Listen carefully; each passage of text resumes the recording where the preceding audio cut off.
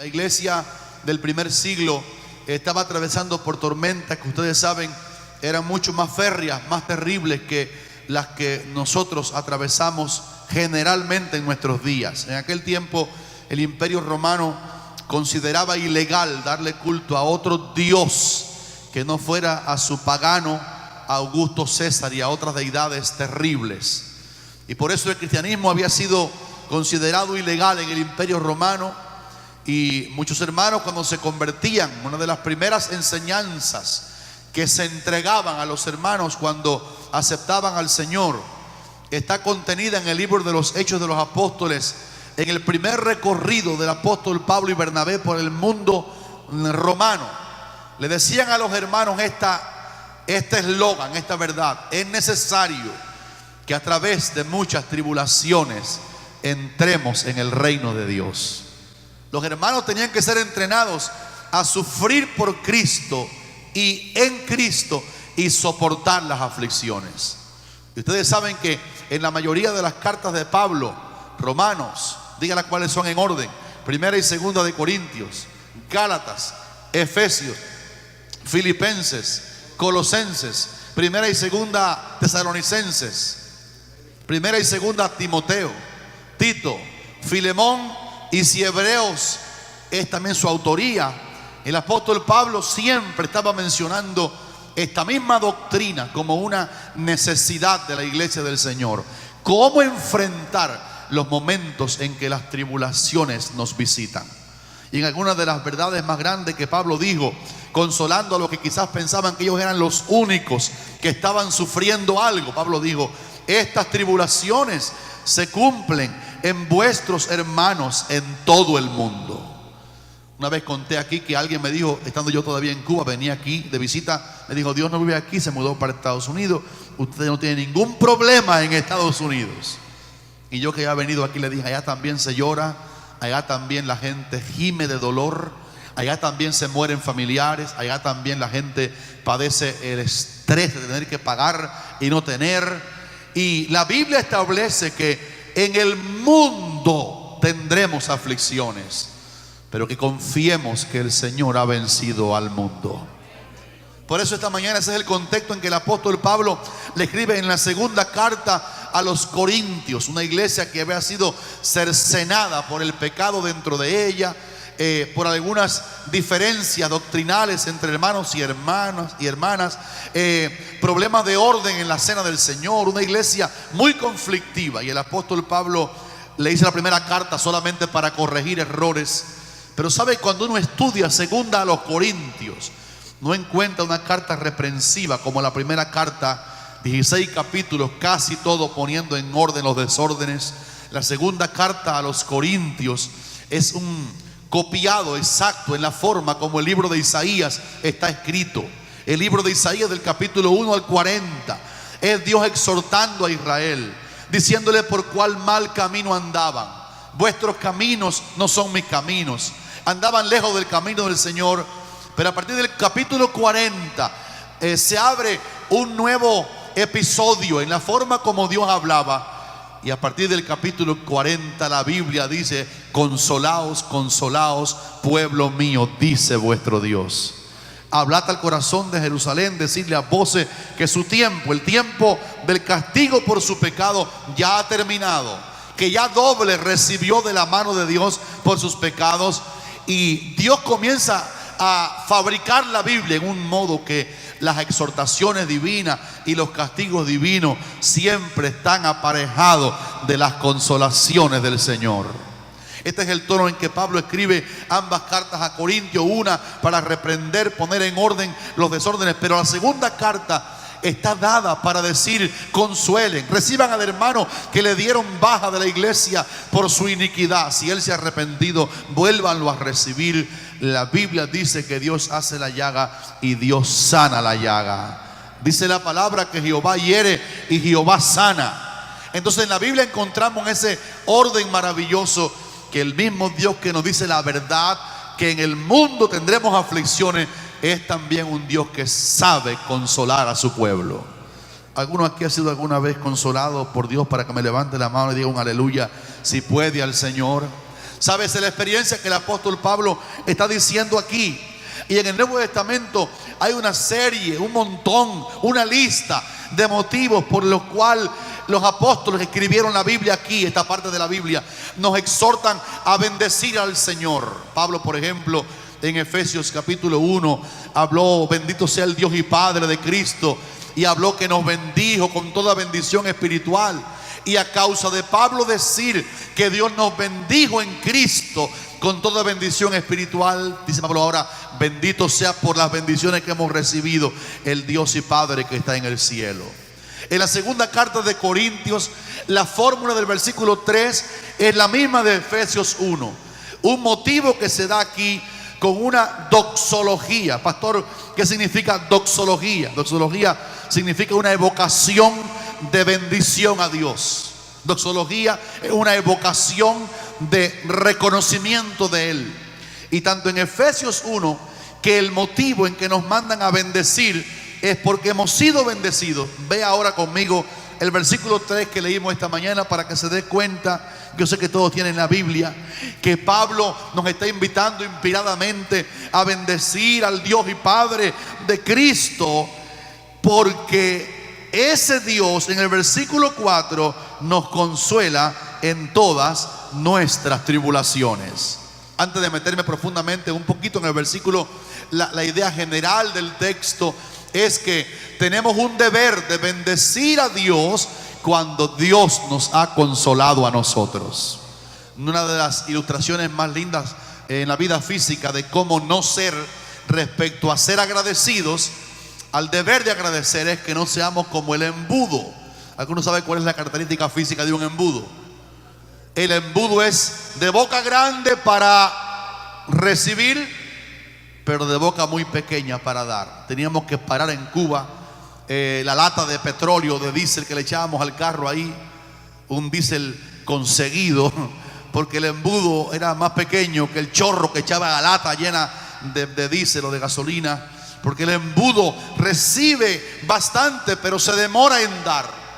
La idea que el versículo transmite, pero connotado en toda la Biblia, es que si hemos recibido consolación del Señor, nosotros tenemos que convertir ese milagro de haber sido consolados en una acción de gracias y de bendición a nuestro Dios. Y así como comienza este entorno del versículo 3, el apóstol Pablo diciéndonos que sea bendito el Dios consolador. No es que si yo no le digo bendito, Él no lo fuera. Nuestro Señor es bendito por los siglos y para siempre. La idea que da es que haya un reconocimiento en nuestro corazón y en nuestra expresión de que Dios es bendito. Ustedes leen los salmos y encuentran en ellos qué significa el cumplimiento de este mandamiento del versículo 3. Bendito sea Dios. Y usted encuentra en los salmos: bendito sea Jehová, que no echó de sí mi oración, ni de mí su misericordia. Sea mi Dios bendito, quien adiestra mis manos para la batalla y mis dedos para la guerra. Cada día te bendeciré y alabaré tu nombre. Y usted encuentra a los salmistas hablando con el Señor y bendiciendo a Dios. Cada uno lo hacía por un reconocimiento de que los favores de Dios eran manifiestos a nosotros. Y yo quiero en esta mañana salvar la responsabilidad bíblica en la enseñanza general de la Biblia para decir esta acepción: los cristianos no basamos nuestras acciones de gracias al Señor, nuestras alabanzas, nuestras bendiciones a Dios únicamente en los favores recibidos, como aquí se acota. Le damos bendiciones y alabanzas al Señor independientemente de lo que Él nos da, por lo que Él es en su persona divina. Si no me bendijera, si no me sanara, si no me ayudara, ya porque me salvó a través de la sangre derramada por Cristo en la cruz del Calvario, por la carga del pecado mío que Él llevó sobre Él en la cruz y consumó, terminó la labor que el Padre le dio para salvarnos. Solamente por ese milagro, que es el que nos permite hablarle a Dios, bendecir a Dios, solamente por lo que Él es para nosotros, tenemos que decirle: bendito sea tu nombre, Señor. Se vale que lo digas esta mañana aquí en la iglesia, se vale que lo digas otra vez, se vale que lo digas en voz alta. Bendito sea el Dios y Padre de nuestro Señor Jesucristo. Ahora, en el tono que estamos colocando, en el entorno que estamos colocando este deber de bendecir a Dios porque nos consuela, yo quiero invitarles a mirar rapidito algunas bellezas del versículo 3 y el versículo 4. El apóstol Pablo en el versículo 4 se refiere al hombre, al cristiano, al hermano de la fe, y dice de él o de ellos, los cristianos, tú y yo y los millones en el mundo, que Dios nos consuela en nuestras tribulaciones. Ahora, si yo preguntar esta mañana, ¿cuántos aquí saben por experiencia qué son tribulaciones?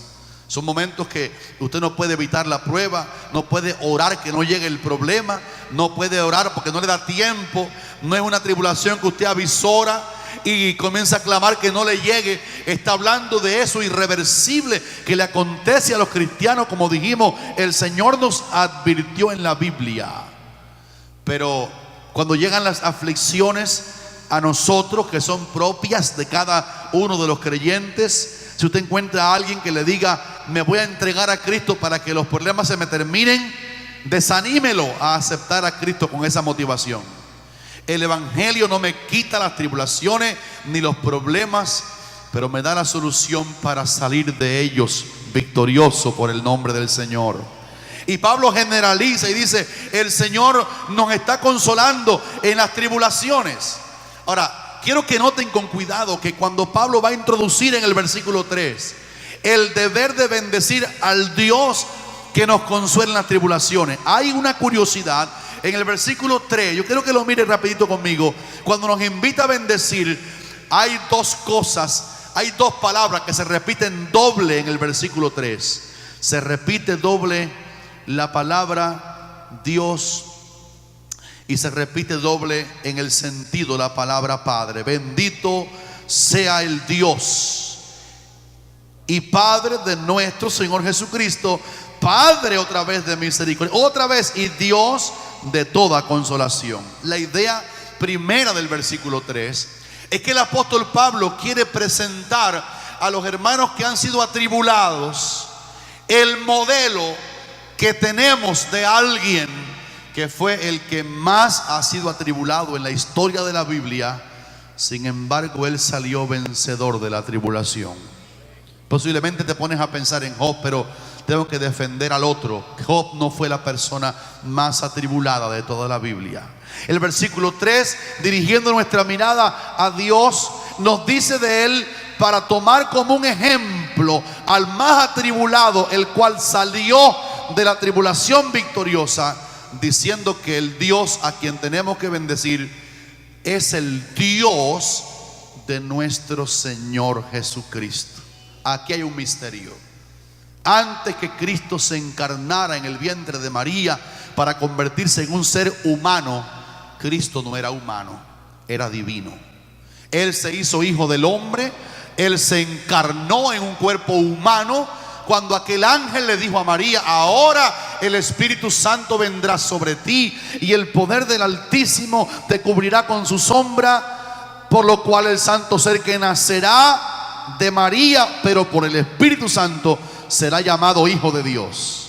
Antes de que ese evento, aquel grano microscópico, por llamarlo de alguna manera, de la naturaleza divina, fecundara el óvulo de María de Nazaret, Cristo no era hombre, Cristo solamente era Dios. Pero cuando Él se metió en el vientre de María, en un grano microscópico, vamos a llamarle así para hacerlo práctico, como un semen divino en su vientre humano, Cristo se hizo hombre sin dejar de ser Dios. Aleluya por eso. Aleluya. Déjeme decir a mí aleluya por eso. Y antes de que Cristo fuera hombre encarnado, nacido, crecido hasta la cruz y después que se levantó al cielo, Cristo no tenía Dios, nada más tenía Padre. Porque Dios no tiene a Dios. Cuando usted lee esta mañana aquí la Biblia hablando de el Dios al cual tenemos que bendecir porque nos consuela, Pablo coloca delante el ejemplo de Cristo y dice de Cristo que Él como hombre tiene un Dios. Bendito sea el Dios de nuestro Señor Jesucristo. Y Pablo está hablando ahora no del divino, está hablando del humano, que cuando entró en esta esfera, él tenía un padre todavía en su divinidad, pero en su humanidad el padre era el Dios de ese hombre llamado Jesús.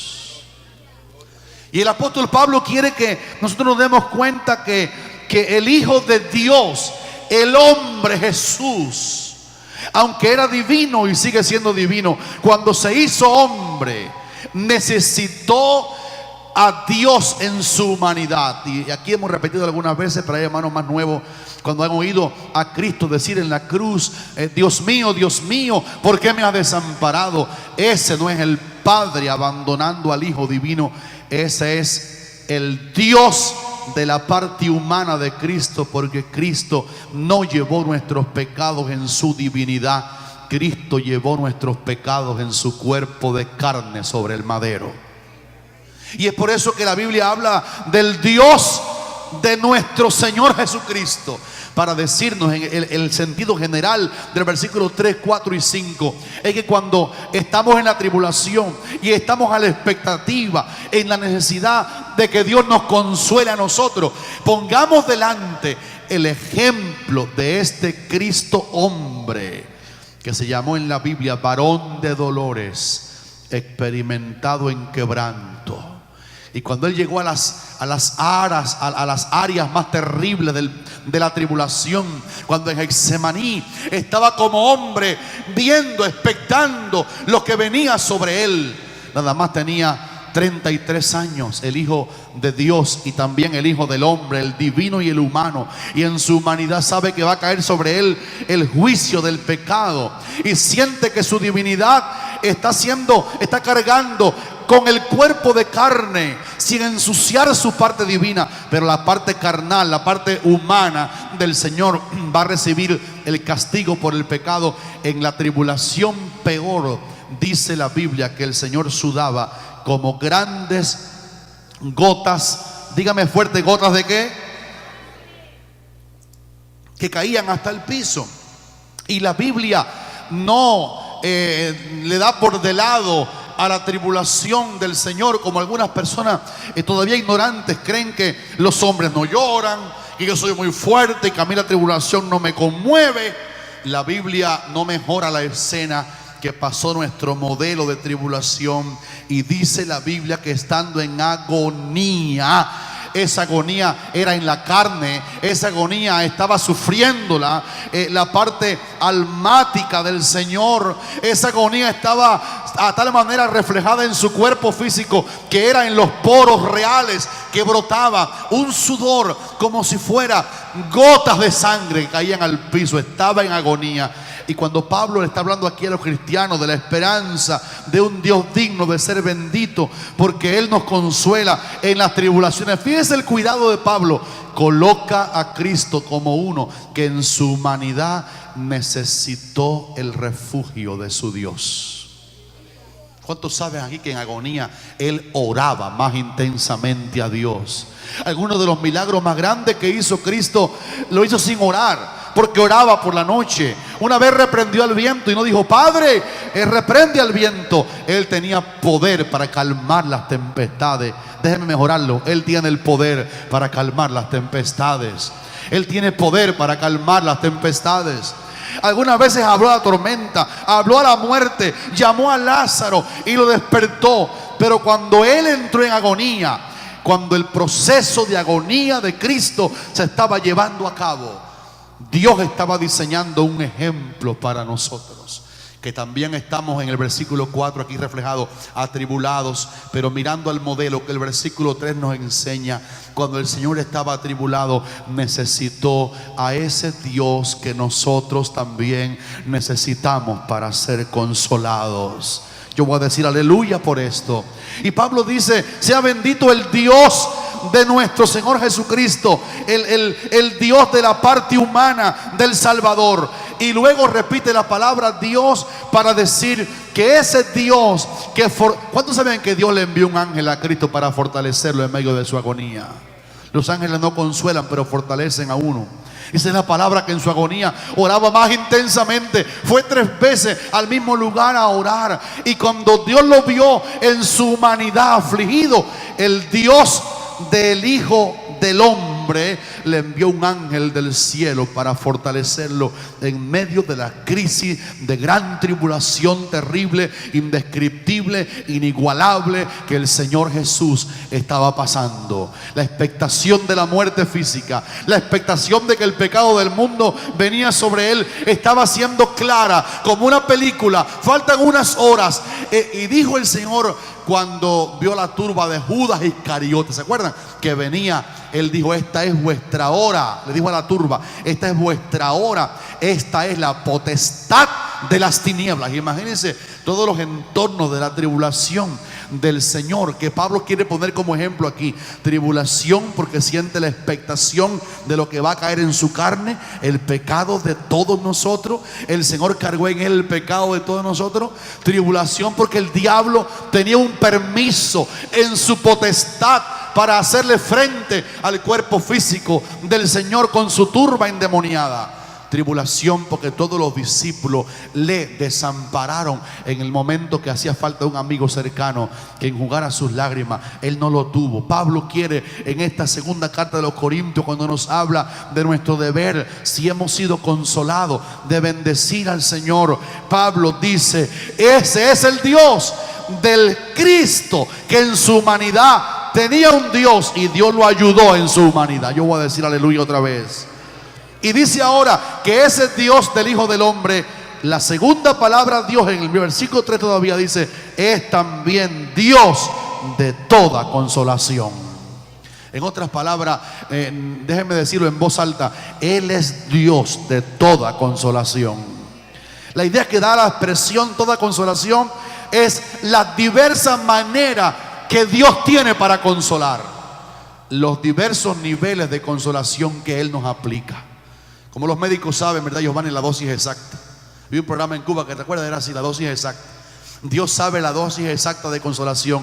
Nuestro Dios es el Dios del Hijo del Hombre y es el Dios de toda consolación.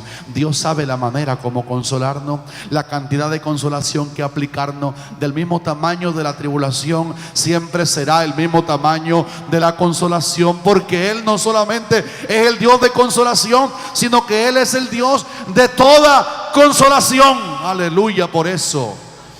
Y vean con cuidado todavía que también el Padre, el Dios digno de que lo bendigamos cuando nos consuela, aparece 2 veces la palabra Padre en el mismo versículo 3. Él es el Padre de nuestro Señor Jesucristo. Y eso toca que el mismo Cristo que sufrió tribulación en su humanidad es tan absolutamente divino que el Dios de Él es el Padre de Él, porque Él es hombre que necesitó a Dios, pero Él es divino, que tiene un Padre divino en los cielos. Tengo que decir aquí en alta voz, hermanos, que el mismo Cristo, que es humano y como humano sabe compadecerse de las tribulaciones que pasamos, es el mismo Cristo divino. Eso quiere decir que tiene todo el poder para ayudarnos, que tiene todo el poder para sostenernos.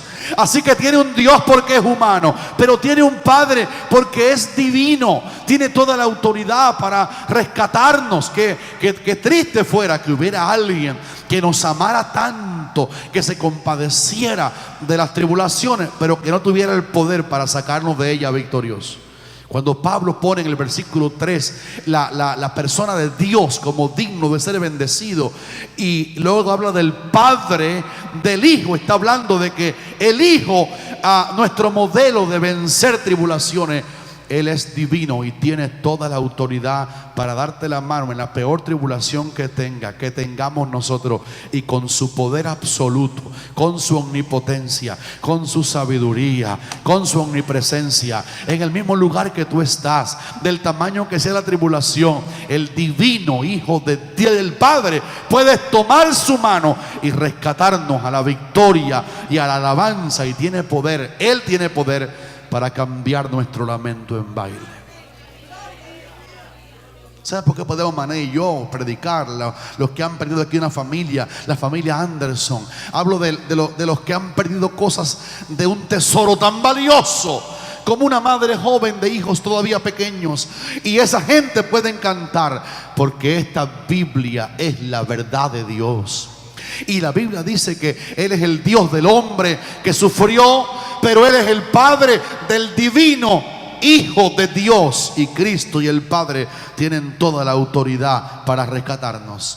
Y la segunda vez que la palabra Padre aparece en el versículo 3 es para decirnos que Él es el Padre de misericordias. ¿Alguien recibió misericordias en esta mañana cuando se levantó de la cama? La palabra dice que nuevas son cada mañana sus misericordias. Y cuando dice que Él es el Padre divino del Hijo divino, añade otra paternidad. Él es el Padre de misericordias. En otras palabras, toda vez que un favor no merecido nos ha acontecido, ha venido del trono del Padre de misericordias. Toda vez que estás asustado porque te van a castigar, pero en vez de castigarte, en vez de castigarme, nos ocurrió favor. Eso se llama misericordia. Y Él es el Padre de misericordia. Por eso cada vez que sintamos un favor que no merecemos, una gracia cuando merecíamos castigo, tenemos el deber con que comience el versículo 3. Bendito sea el Dios y Padre de nuestro Señor Jesucristo. ¿Cuántos dicen gloria al Señor por eso?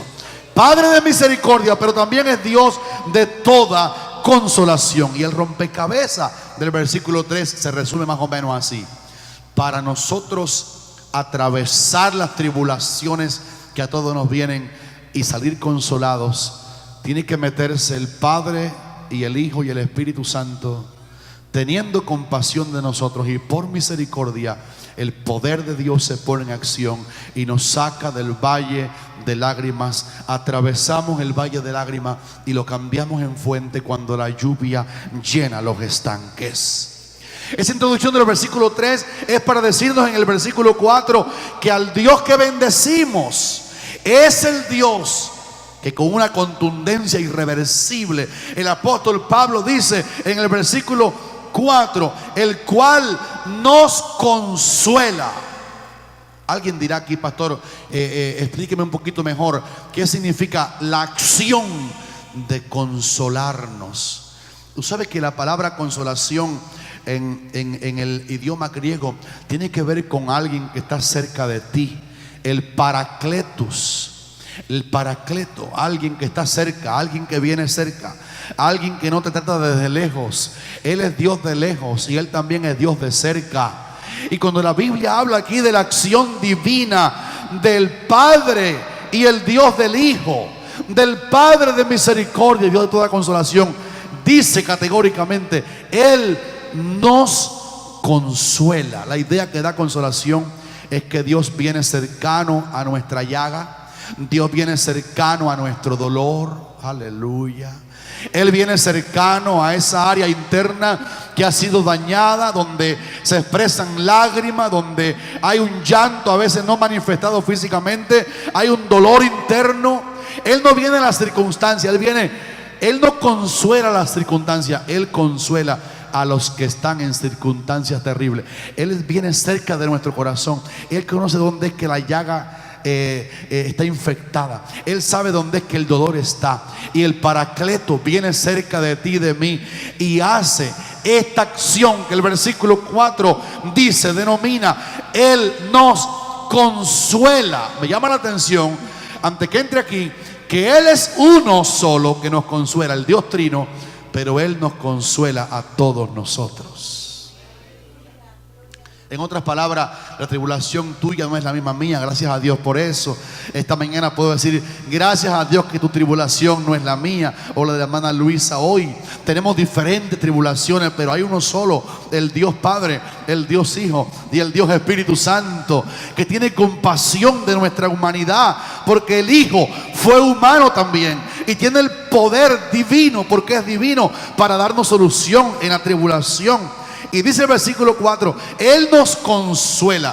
A mí me parece que la palabra consolar en el sentido práctico, ilustrativo, es como cuando aquel buen samaritano llegó cerca del hombre que estaba herido.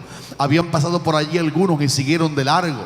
Había pasado un levita que trabajaba en el templo, quizás alumbrando el candelero, cambiando los panes. Trabajaba en algo en el tabernáculo y él vio al herido y pasó de largo. Y después pasó por allí otro vestido de sotana y él también miró al herido. Estoy en zona de peligro, quizás dijo, han matado aquí casi a un hombre. Y dice la palabra que siguió de largo. Pero un buen samaritano, y debemos decir los teólogos que hay aquí esta mañana, que ese pasaje no ilustra la persona de Cristo como mucha gente lo quieren aplicar. Eso es un pasaje solamente para enseñar el amor al prójimo. ¿Ok? Y ahora, pero sí ilustra la acción de consolar en el sentido ahora interno. Solamente para el capta le dice que el hombre vino, aquel samaritano que era no pertenecía a la etnia judía, se acercó al hombre, dice la palabra, y acercándose vendó sus heridas, echándoles a las heridas aceite y vino en la herida. Cargó de él, lo subió en su cabalgadura, lo llevó al mesón y cuidó de él hasta que tuvo que irse. Y cuando se iba, le dijo al hombre del mesón, le dijo, cuídamele. No dijo cuídale, dijo cuídamele. ¿Sabe qué significa cuídamele en diferencia a cuídalo? Significaba, esto es de mi propiedad. Alábale si puede en esta mañana. Yo me lo encontré herido, no me pertenecía, pero lo redimí, le eché aceite, le eché vino. Y el aceite significa en la Biblia, es sinónimo del Espíritu Santo y también de la obra sanadora de Dios. Y le echó vino, que en la Biblia algunas veces está vinculado con el gozo del Señor. Cuando Dios viene y nos repara y nos consuela en medio de la llaga herida, usted no se lo puede explicar. La gente que lo ve consolado no saben entenderlo. Mi padre me dijo anoche, estábamos alabando al Señor, cantando. Hemos llorado bastante con ellos, con la familia. Nos hemos compungido, pero después cantamos al Señor. Y mi padre estaba anoche tan consolado que me dijo, tengo pena que la gente me malentienda.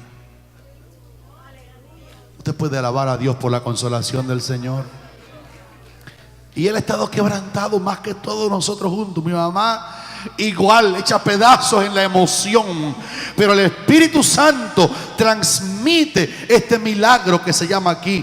Él nos consuela. Él pone el aceite suavizante en la herida. Ese es el Espíritu Santo sanador. Aleluya. Él pone vino para que no sigamos en un valle de lágrimas. Como dijo aquel doctor Spencer en Nicaragua, dijo, deje de llorar lágrimas viejas por lamentos viejos, lágrimas frescas por lamentos viejos de cosas que ya no tienen remedio. Gente que se le muere una familia y parece que se le murió Dios. Como un día que Wesley estaba muy triste, desesperado, habían fallado cosas que él pensaba que debían estar bien y estaban mal, y se deprimió Wesley, y estaba tan deprimido que había por un tiempo renunciado a continuar su grande ministerio. Y la esposa vino al cuarto y con una voz tenue le dijo, tengo una mala noticia que darte, Juan Wesley. Él estaba ya con bastante malas. Y la esposa, usando un tipo de sarcasmo, le dijo, tengo una terrible noticia que darte. Y él dijo, dila. Ella le dijo, se murió Dios. Y aquella palabra sarcástica obviamente no representaba la verdad. Levantó al hombre como un resorte de la cama y dijo, no ofendas a aquel en quien he puesto mi fe. Él vive por los siglos de los siglos.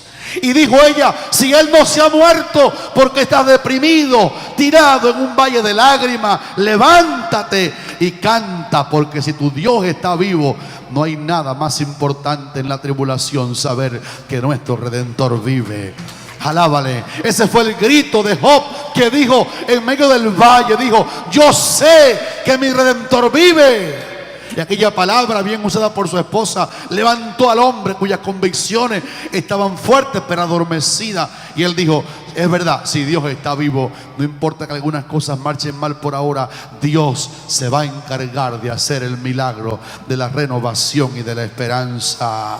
Él nos consuela, Él pone el aceite, Él pone la alegría, Él pone el vino cuando uno está deprimido, cansado de llorar y no podemos resolver los problemas llorándolos. Tenemos que entender lo que los problemas están allí y mis lágrimas no lo mejoran. Mi hermano Isaías está en el cielo, eso es irreversible, no lo vamos a traer. Fue la palabra que dijo David cuando su hijo estaba grave de muerte. Ustedes recuerdan a David, hermano, qué hombre de Dios ese. El hijo estuvo grave.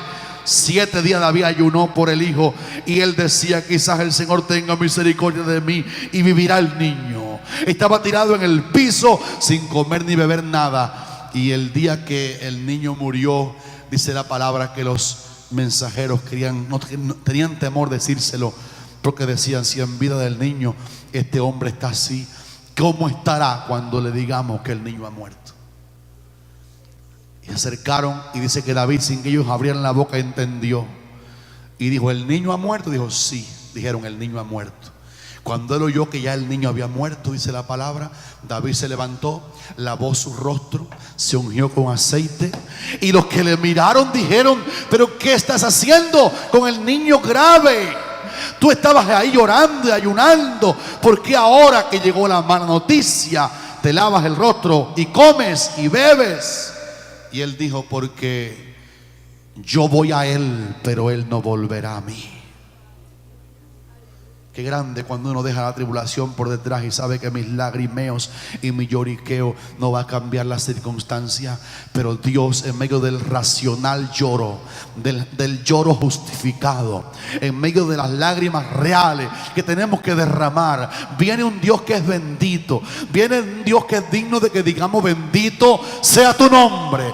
Viene el mismo Dios en el siglo XXI que auxilió al Hijo suyo en su humanidad. Cuando lloró en Getsemaní, cuando gritó de dolor, el Dios de él lo ayudó y el Padre divino lo socorrió. Y viene ese Padre y nos repara la herida, nos sana por dentro, nos venda, nos cura. La circunstancia está ahí. La persona que se fue, se fue.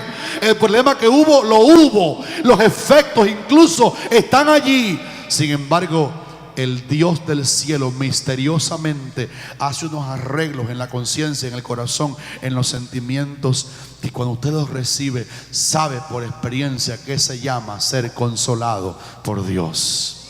Yo quiero alabar al Señor en esta mañana con ustedes, porque el versículo 4 dice: nos consuela en todas, diga conmigo fuerte, en todas nuestras tribulaciones. ¿En cuántas? En todas. En otras palabras, estoy predicando este mensaje en un contexto de experiencia dolorosa que hemos sufrido hasta el alma. Pero Él nos consuela en todas nuestras tribulaciones. Anoche nos estábamos acordando en Cuba de un amigo, colega de nuestra fe, que está en el ministerio. Y un día mi hermano Moisés estaba en su casa. Y cuando mi hermano Moisés llega a la casa de vuelta en que estaba hospedado, fue eso por allá por el norte de esta ciudad, pero más al norte, y el amigo colega que tiene una iglesia lo recibió a Moisés deprimido y lloroso. El pastor estaba lloroso y Moisés estaba asustado. ¿Qué te ha pasado? Y el pastor le dijo algunas cosas que pasaron tétricas para él en su familia. Y cuando llegó la noche del culto, ese hermano deprimido por lo que le había pasado se paró en el púlpito y tiró para adentro de la iglesia toda su tribulación y su angustia. De hermano, ustedes no pueden saber lo atribulado que estoy, mi esposo y que estamos desesperados. Nuestra Rosita se nos fue y estamos deprimidos y destruidos. No sé ni cómo pude llegar al púlpito hoy. Y estoy aquí hecho pedazos. Tanto fue así que mi esposa la mandé a un viaje fuera de este país, porque ella también tiene derecho de ser consolada y pasar esta angustia que estamos pasando. Rosita era la perrita que se había muerto.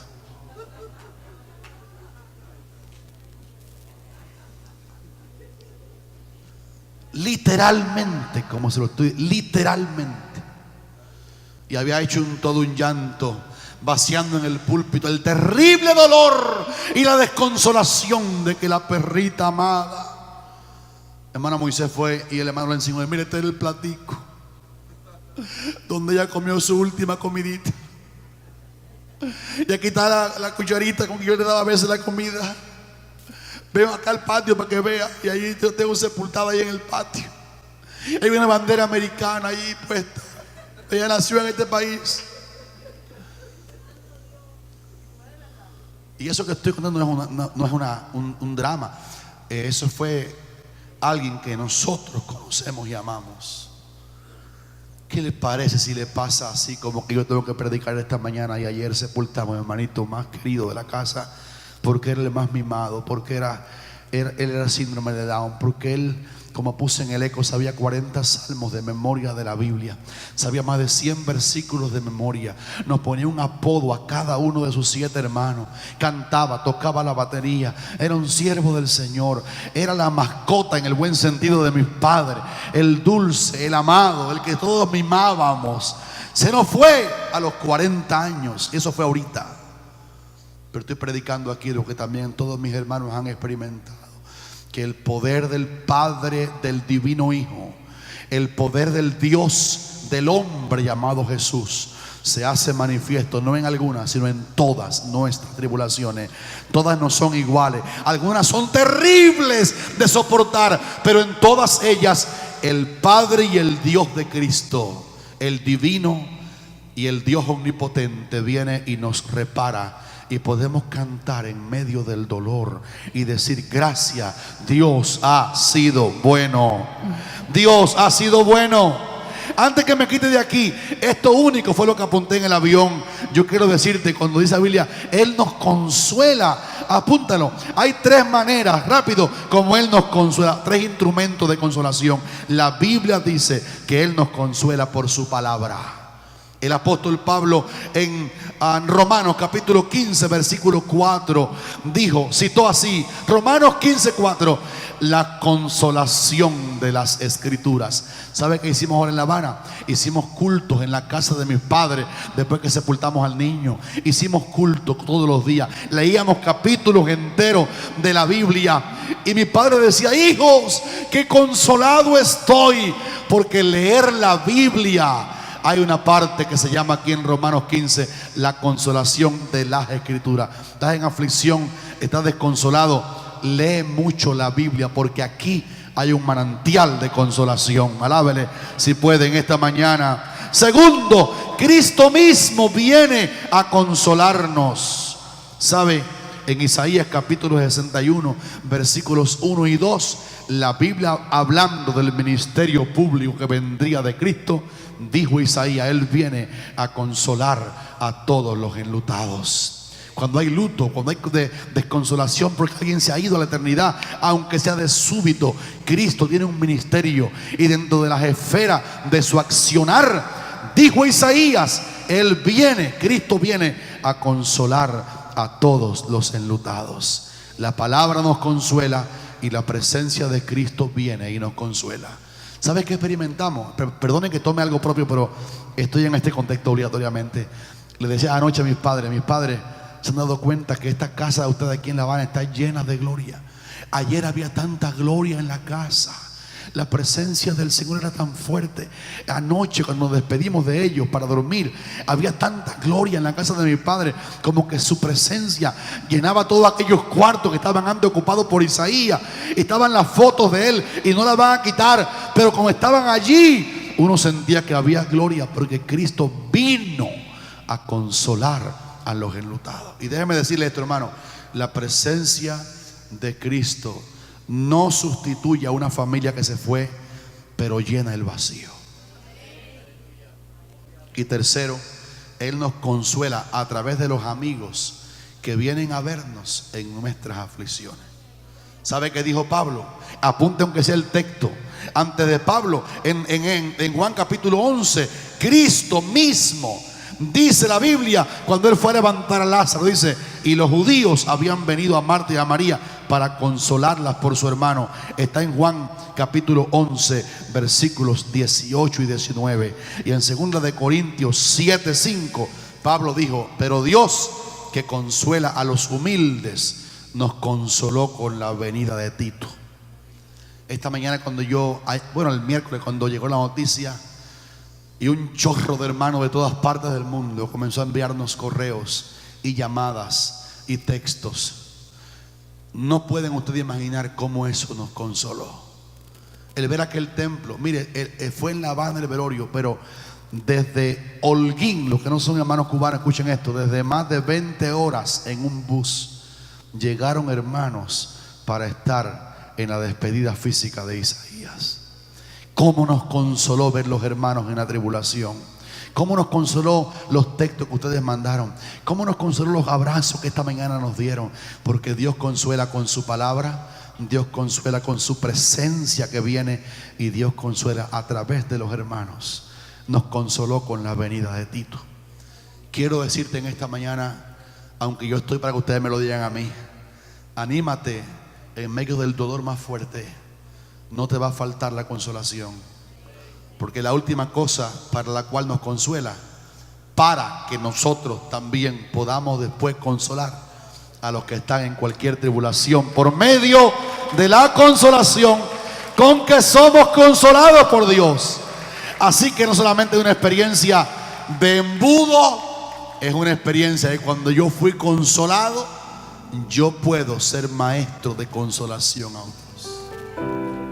Mi hermano Mané y yo podemos decir: bendito sea el Dios y Padre de nuestro Señor Jesucristo, Padre de misericordias y Dios de toda consolación, que nos ha consolado en esta terrible que hemos pasado.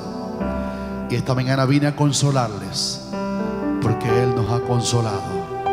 Y con su consolación te quiero decir: no te amilanes, no te quedes plantado en las lágrimas viejas. Deja el dolor a un lado y comienza a cantar. Comienza a cantar. Comienza a cantar. Yo lo quiero cantar con Dani Berrio esta mañana. Alaba a Dios. Alguien va a ayudarme a cantar con Dani Berrio. Alaba a Dios. Póngase de pie, levante tu mano y comienza a alabarle por un minuto. Oh, así me pueden ayudar. Dile: Señor, gracias porque tú me vas a consolar. Oh, antes que cantemos, yo quiero pedirle al Señor que te consuele. Padre, en el nombre de Jesús, te pido que mires a cada uno que esta mañana llegó a la iglesia en algún drama, en algún tormento, en alguna cosa que le deprime. Levanta la mano y recibe del Señor. Yo no conozco cada una de las áreas, pero tú sí la conoces. Te pedimos ahora, Señor, que el Espíritu Santo le diga a la iglesia que se puede atravesar el valle de lágrimas. El Espíritu Santo le diga a los hermanos que podemos cantar consolados en medio del dolor. Si alguien vino aquí deprimido, cansado, agobiado, el Espíritu Santo le diga esta mañana que Dios no se ha muerto, que tú permaneces vivo, poderoso, grande. Y por tu palabra y por la presencia del Consolador y por los hermanos y amigos que vienen, ellos van a ser consolados.